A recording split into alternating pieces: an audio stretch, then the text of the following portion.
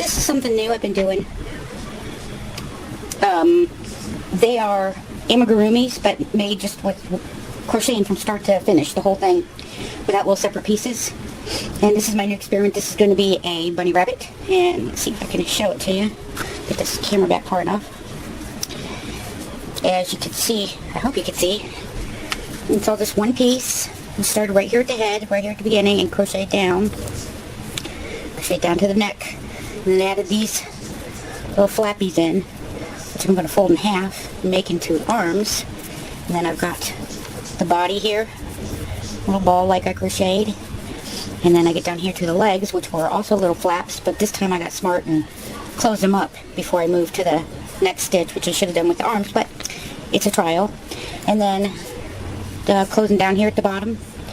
And then what I'll do is I'll add my eyes first. And then I got a really nice, super duper long string here.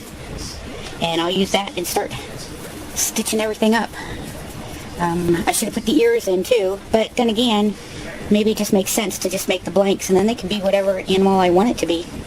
Anyways, that's my first attempt. Well, not my first attempt, actually. All those other little amigurumis that I sold last week, those were all one-stop amigurumis, like this one is, but the arms and legs, they were done differently, whatever. But anyways, just wanted to record that because I wanted to be able to see what it's going to look like before, and then what it looks like after I close it up, if it actually is worth anything.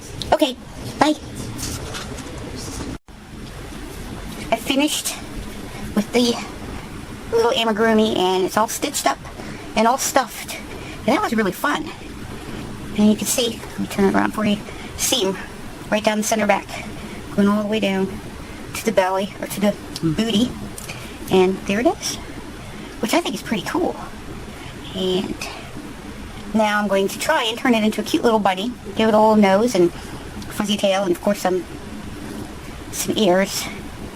And I'm going to probably do it again, use some different stitches and try and perfect it. And that's what I like to do when I come up with these new little ways of doing stuff. I like to keep doing it and doing it and doing it until I've got it to where it's easy for me, and it just keeps getting better each time. But this, I think, came out pretty good for the first try on such a big scale like that. So anyways, that's it.